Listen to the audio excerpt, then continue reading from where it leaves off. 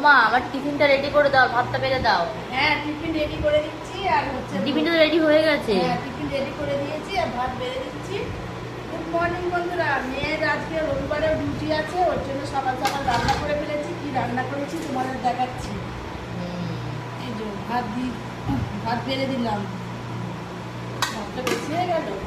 ঠিকই আছে। করলা ভাজা আর আর এখানে হচ্ছে কাঁকরোল আলুর তরকারি।